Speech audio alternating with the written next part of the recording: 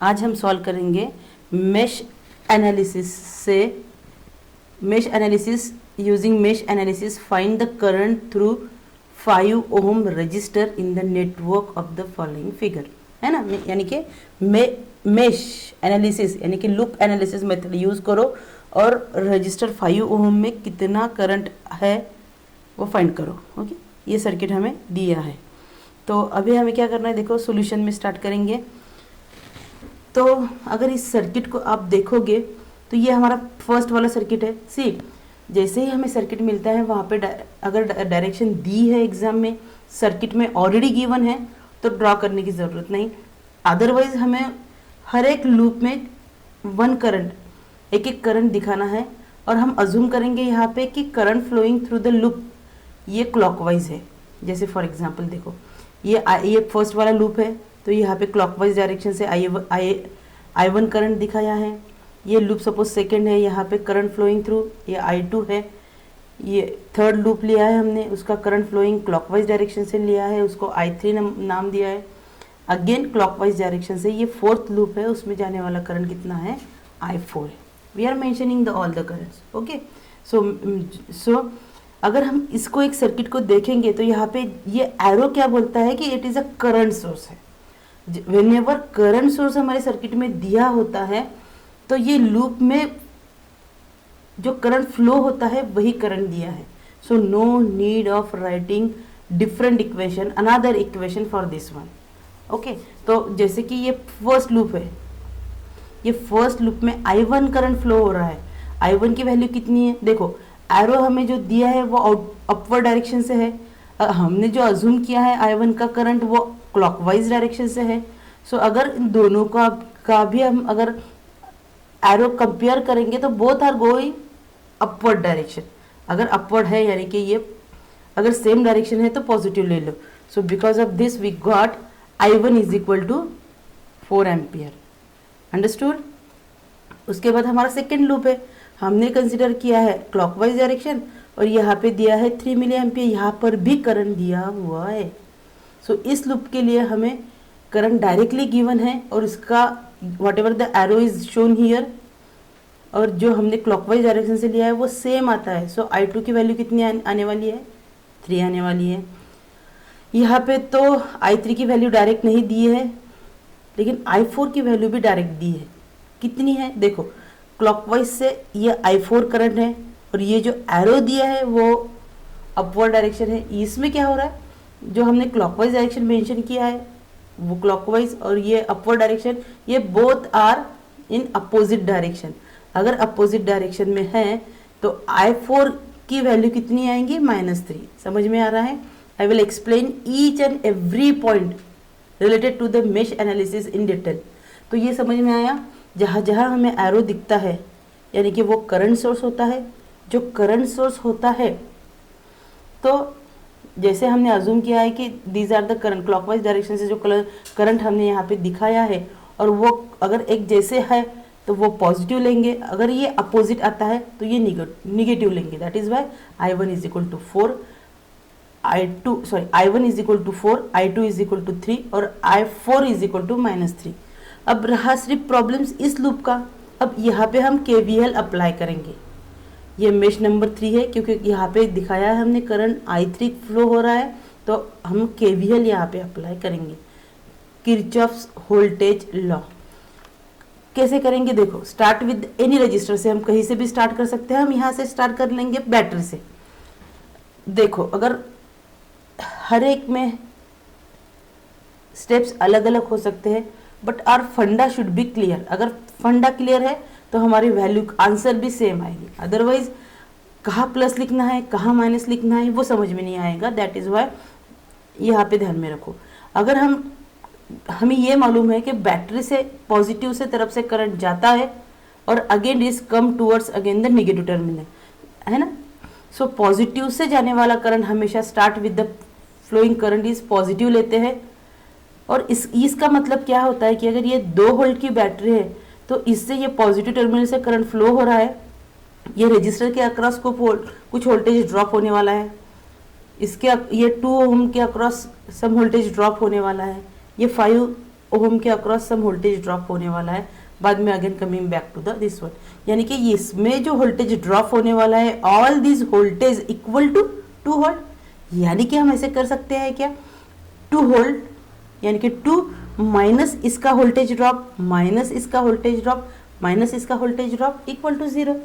Okay, अगर ये समझ में आया तो हम ये मेश 3 के लिए इक्वेशन लिखेंगे। कैसे लिखेंगे, देखो ये है +2 है, जब करंट हम अज्यूम कर रहे हैं, अब ये लूप लेने वाले हैं, है ना, तो अगर 2 होल्ड से जाएंगे तो ये पॉजिटिव ले लेंगे, that is why right here positive.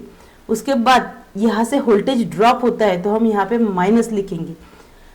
देखो अगर ये माइनस लिखेंगे, लेकिन देखो हम अब यहाँ से 2 वोल्ट से 2 ओम तक जाने वाले हैं, यानी कि हमारी डायरेक्शन अपवर्ड है, और हमारी ये जो R3 का जो हमने करंट ड्रॉ किया है वो क्लॉकवाइज, पहले हमेशा लूप में हम एक करंट पहले क्लॉकवाइज डायरेक्शन से ड्रॉ करने वाले हैं, तो ये आने वाला करंट डाउनवर्ड है, हमारा करंट अपवर्ड है। अगर करंट की डायरेक्शन सेम है तो पॉजिटिव लेना है, अदरवाइज निगेटिव लेना पड़ता है।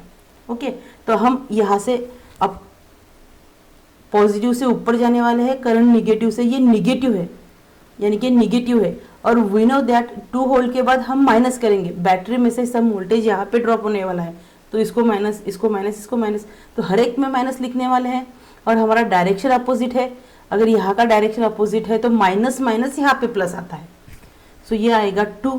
अब यहाँ पे देखो, यहाँ पे हम लूप 3 के लिए इक्वेशन लिखने वाले हैं, और ये 2 ओम का रजिस्टर है ना वो कॉमन है, कहाँ पे कॉमन है, I3 के लिए भी और I4 के लिए भी।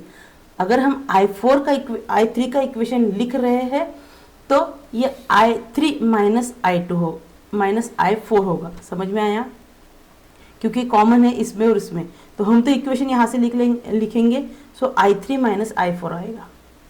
अब उसके बाद हम यहाँ पर 2 ओम तक आने वाले हैं। 2 ओम में हम देखो हमारा जो एरो है वो क्लॉकवाइज डायरेक्शन से जा रहा है, हम अपोजिट डायरेक्शन से जा रहे हैं, यानी कि रजिस्टर है इसलिए हम माइनस करने वाले थे, लेकिन डायरेक्शन बोथ अपोजिट है तो वो माइनस माइनस माइनस प्लस हो जाएगा, ये आया समझ में। और ये 2 ओम भी लूप 3 के लिए और लूप 2 के लिए कॉमन है, दैट इज वाई हम 3 के लिए लिखने वाले हैं, तो I3 माइनस I2। ओके, उसके बाद हम यहाँ पे आने के बाद 5 ओम तक आएंगे, प्लस 5, प्लस क्यों आया, देखो ये पॉजिटिव से हम जाने वाले हैं, टॉप टू बॉटम आने वाले हैं, और I3 का जो क्लॉकवाइज डायरेक्शन से हमने करंट पहले मेंशन किया था वो अपवर्ड जाने वाला है, तो both are in opposite direction. और मैंने पहले ही बोला अगर रजिस्टर है तो पहले माइनस वोल्टेज लिखेंगे, और ये डायरेक्शन अपोजिट होने से वो माइनस माइनस माइनस प्लस हो जाएगा, ये 5 होगा।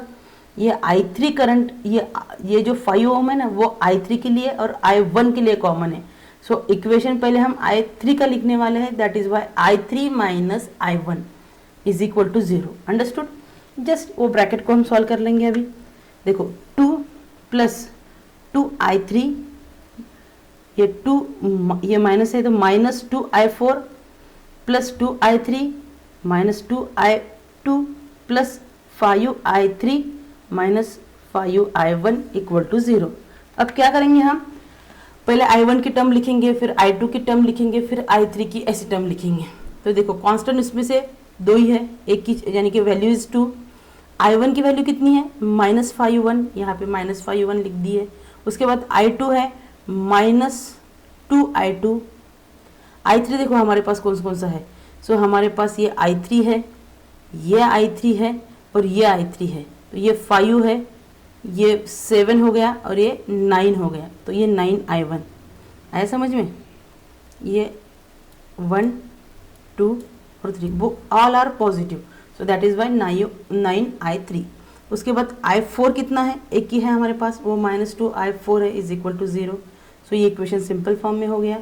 इफ़ यू अगेन वांट तो उसको हम क्या करेंगे, 2 को उसको उस तरफ ले सकते हैं, लेकिन कोई ज़रूरत नहीं है। Now we have a value, I1 के लिए हमने 4 एम्पियर है, I2 के लिए 3 है, I4 के लिए -3 है, सो उसकी वैल्यू पुट कर दो। I1 के लिए 4 लिख दी, I2 के लिए 3 लिख दी, I3 के लिए, I3 की तो हमें फाइंड आउट करनी है, ओके, I4 के लिए हमने -3 कर दी। अगर ये कर देंगे तो ये 2, ये -20 हो जाएगा, 2 5 5 4 ज़ा 20, -2 6 2 3 ज़ा 6, ये +9i3 माइनस माइनस ये प्लस हो जाएगा, देखो माइनस माइनस प्लस होके 2 3 ज़ा 6 is equal to 0।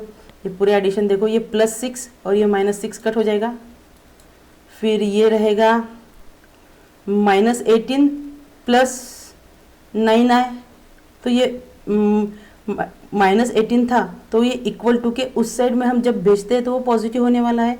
So i3 हमें मिलेगा अभी 19 डिवाइडेड बाई 9 है, 18 डिवाइडेड बाई 9, तो 9 2 ज़ा 18, तो i3 भी मिल गया हमें 2 एम्पियर। ओके, तो यहाँ से हमें क्या फाइंड आउट करना है कि current flowing through 5 ohm register, ये 5 ओम रजिस्टर में जो करंट फ्लो होता है देखो, तो वो I1 माइनस I3 होता है, बराबर।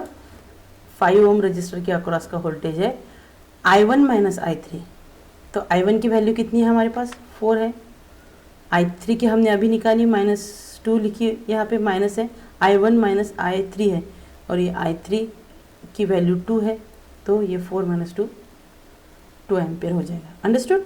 ओके, आफ्टर दैट अब नेक्स्ट एग्जांपल देखेंगे। Using node voltage method find the current in 8 ohm resistor in the network shown in the figure. तो फिगर कौन सी है? ये हमारी सर्किट है, इसमें से हमें ये जो 8 ओम है ना, ये 8 ओम, इसमें कितना करंट फ्लो, उसमें से कितना करंट फ्लो होता है ये फाइंड आउट करना है। ओके, सॉल्यूशन में देखेंगे। देखो यहाँ पे ये फर्स्ट लूप कंसीडर करेंगे, ये सेकंड लूप, ये थर्ड लूप, ये फोर्थ लूप। मैंने बोला है कि जैसे ही सर्किट हमें मिलता है पहले उस पर एरो ड्रॉ कर लो, कौन से? क्लॉकवाइज डायरेक्शन से। So this one is a clockwise direction, this one is also clockwise direction, this one is also clockwise direction and this one is also a clockwise direction. हमने 4 current find out कर लिए। अगर ये current दिखा ये है, अगर उसमें अगर करंट के ये एरो दिखता है, इसका मतलब ये है कि करंट सोर्स है। So we do not want, यहाँ पे कोई कंपल्शन नहीं है कि we have to write the equation for the current, because हम KVL इसलिए यूज़ करते हैं कि finally we have to find out the value in the branch, in this branch, okay, particular branch. तो यहाँ पे ऑलरेडी गिवन है, ऐसा एरो है, मिस इसका लूप का एरो और करंट ऑलरेडी 3 एम्पियर दिया है। आया समझ में? वैसे भी यहाँ पे भी देखो, यहाँ पर भी एरो दिया है, यानी कि इस लूप में फ्लो होने वाला करंट हमें ऑलरेडी गिवन है। तो देखो, अब मैंने बोला है कि यहाँ का जो एरो है वो डाउनवर्ड से आ रहा है, हमने जो करंट का एरो दिखाई है वो क्लॉकवाइज है, तो ये दोनों अगर देखेंगे तो ये अपोजिट टू ईच अदर है। दैट इज़ वाई I1 की वैल्यू -3 आएंगी। अगर सेम डायरेक्शन में जाती है तो पॉजिटिव लिखने का, अगर वो अपोजिट आएंगी तो -3 लिखने का। Likewise current flowing through I4 कितना आएगा? देखो, ये क्लॉकवाइज से डायरेक्शन से है और ये अपवर्ड है, both are opposite to each other, that is why ये 12 आएगा। समझ में आया? नाउ इस लूप के लिए देखेंगे, ये पर्टिकुलर इक्वेशन में ये जो करंट है ना, it is common for loop 2 and loop 3। अगर ऐसी कंडीशन आती है तो ये सर्किट हम डायरेक्टली सॉल्व नहीं कर सकते हैं, उसके लिए हमें सुपर मेश सर्किट यानी सुपर मेश मेथड का यूज़ करना पड़ता है। So what is a super mesh? Super mesh यानी कि ये दोनों को कंबाइन कर दो, उसके डायरेक्शन ऑफ द करंट से एक इक्वेशन मिल जाएगा और आउटर से हम मूव होंगे। जैसे ये करंट का ये एक पार्ट है, ये एक पार्ट है, तो एक एक पार्ट को सॉल्व करने की ज़रूरत नहीं है, बिकॉज यहाँ पे जो करंट दिया है वो common between the loop 2 and loop 3, तो इसके आउटर वर्ड से हम जाएंगे और आउटर के लिए एक इक्वेशन लिख देंगे। ये है सुपर मेश थ्योरम। तो ज़रा यहाँ पे देखो, पहले हम करंट की डायरेक्शन देख लेंगे। ये एरो ऐसा जा रहा है, यहाँ का एरो अपोजिट जाने वाला है, ये अपोजिट जा रहा है। I3 वाला करंट सेम करंट डायरेक्शन में जा रहा है। अगर सेम डायरेक्शन यहाँ का एरो और ये एरो अगर एक सेम डायरेक्शन में है तो हमें पॉजिटिव लेना है, तो हम I3 को पॉजिटिव लेंगे और ये I3 निगेटिव लेने वाले हैं। That is why we are writing here I3 minus I2। कितना है करंट दिया? 7 एम्पियर। तो ये 7 है, ये हमारा फर्स्ट इक्वेशन हमें मिल गया। अब हम ये जैसे कि हमें सुपर मेश का ये एक एग्जाम्पल है, ये कैसे समझ में आएगा कि यहाँ पे जो करंट दिया है, करंट सोर्स दिया है, it is common for the 2 loops. है तो उसका इक्वेशन, करंट का इक्वेशन लिख दो और उसके बाद दूसरा इक्वेशन आउटर लूप से केवीएल अप्लाई कर दो। Now apply the KVL for the outer loop, दोनों लूप में से जो आउटर पार्ट आएगा उसको हम केवीएल अप्लाई करेंगे। ये है सुपरपोजिशन का, how to write the equation for the super mesh. और ये सर्किट सुपर मेश है, ये कहाँ पे एक्सप्लेन होता है, ये यहाँ पे एक्सप्लेन होता है कि यहाँ पे हमें एक करंट सोर्स जो दो लूप को, मेश को और लूप को अगर वो कंबाइन है तो हम उसको सुपर मेश का इक्वेशन लिख सकते हैं। कैसे लिखेंगे देखो, again start with the 5 volt, कहाँ से भी स्टार्ट कर सकते हो, हम यहाँ से करेंगे। इसका मतलब यह है कि यहाँ से स्टार्ट करेंगे, अगर करंट की डायरेक्शन यानी कि हम जो अज्यूम कर रहे हैं कि यहाँ से जाएंगे तो जैसे जैसे हम जाएंगे तो रजिस्टर की वैल्यू माइनस करते हैं, लेकिन अगर whatever the are going direction और क्लॉकवाइज डायरेक्शन, ये दोनों को मिला के हमें इक्वेशन लिखना पड़ता है। सो व्हेनेवर बैटरी अगर है, अगर हम पॉजिटिव से जा रहे हैं तो उसको पॉजिटिव लेना है, that is why it is 5। उसके बाद 4 ओम रजिस्टर है, यानी कि 5 वोल्ट में सम वोल्टेज यहाँ पे ड्रॉप होने वाला है, that is why right is minus. Okay, हम यहाँ से जाने वाले हैं, हमारा डायरेक्शन भी सेम है इसलिए अभी माइनस। ये माइनस लिखने के बाद ये 4 ओम है ना, ये हमारे लूप 2 के लिए और लूप 1 के लिए कॉमन है। अभी तो हम मेश 2 के लिए लिख रहे हैं, that is why it is I2 minus I1, understood. उसके बाद रजिस्टर है, उसमें वोल्टेज ड्रॉप होने वाला है, that is why we are writing minus year. और हमारी जाने वाली डायरेक्शन का करंट और क्लॉकवाइज का डायरेक्शन का करंट सेम है, सो ये माइनस लिखेंगे। -6, इसमें सिर्फ I2 करंट फ्लो होता है, दैट इज वाई ये I2 आ गया। उसके बाद हम आउटर से जा रहे हैं तो ये 8 ओम है, ये 8 ओम रजिस्टर है, इसके लिए यहाँ से हम नीचे आने वाले हैं, हमारा भी सेम डायरेक्शन है। अगर सेम डायरेक्शन है तो यहाँ पे माइनस लिखना है, और ये I3 minus I4, 8 in bracket I3 minus I4। देखो अब बैटरी के निगेटिव की तरफ हम आते हैं, यानी कि पॉजिटिव, मैंने क्या बोला कि पॉजिटिव से जब हम निकलते हैं तो इट इज़ पॉजिटिव, और बैक तो निगेटिव में आने वाले हैं, तो जैसे ही निगेटिव आने वाले हैं उसको हम प्लस लिख देंगे, is equal to 0, understood. No bracket को सॉल्व कर देंगे। देखो मैंने क्या किया है, ये तो देखो अब ये 10 और ये 5 हमने 15 लिख दिया। उसके बाद ये -4I2 माइनस और ये माइनस प्लस होके ये 4I1 मिलने वाला है, -6I2 माइनस 8I3, ये माइनस और माइनस प्लस होके ये 8I4 मिलेगा, इज इक्वल टू 0। इसको सॉल्व करेंगे अभी। तो देखो पहले हम I1 की टर्म लिखेंगे, ये 4I1 है, I2 की ये I2 की टर्म है, ये I2 है, ये -4 और -6 -10 होने वाला है। I3 की 8I3 एक ही टर्म है, I4 8I4 है, और ये हो गया हमारा 15, उस साइड में माइनस हो जाएगा। सो ये हमारा इक्वेशन मिल गया है। इसमें हम क्या करेंगे, I1 और I4 की वैल्यू पुट करेंगे। अगर I1 की वैल्यू और I4 की वैल्यू पुट करेंगे तो यहाँ पे I2 और I3 मिलने वाला है, तो ये दो इक्वेशन को सॉल्व करके हमें बाकी वैल्यूज़ मिल जाएंगे। सो नाउ I1 की वैल्यू पुट करेंगे -3, I4 की वैल्यू पुट करेंगे -12, उसको सॉल्व कर दो, ये 12 आ जाएगा, 4 3 ज़ा 12, ये माइनस है, -10I2 -8I3 और 12 8 ज़ा 96, और ये प्लस माइनस माइनस बनेगा, ये -15 आ जाएगा। So again we are solving for -10I2 -8I3, ये 15, ये इक्वल टू के इस साइड आने के बाद ये पॉजिटिव हो जाएगा, 96 भी इस इक्वल टू के इस साइड आने के बाद 96 होने वाला है। कैलकुलेट करो इसको तो हमें मिलेगा -10I2 -8I3, पूरा सॉल्व करके 93 मिल जाएगा।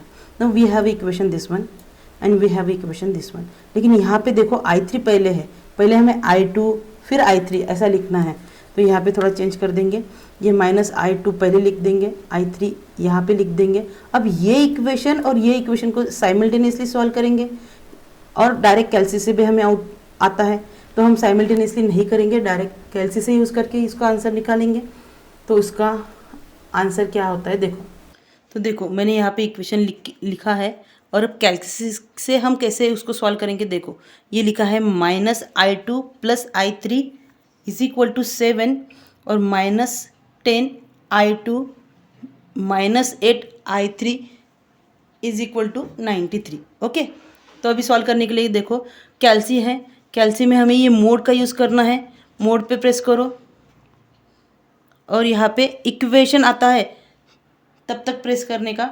यहाँ पे 1 प्रेस करो। अननोन कितने हैं? I1 I2 दो अननोन है, तो ये दोनों अननोन की वैल्यू हमें जब निकालनी है तो यहाँ पे हमने 2 लिखना है, तो 2 को प्रेस करेंगे। अब फर्स्ट इक्वेशन में 2 अननोन्स के लिए हम वैल्यू पुट करने वाले हैं, तो यहाँ पे करेंगे। पहले देखो ये -1 है, इसका कोएफिशिएंट कितना है? -1। सो राइट हियर A1 की वैल्यू -1 इक्वल टू करने का।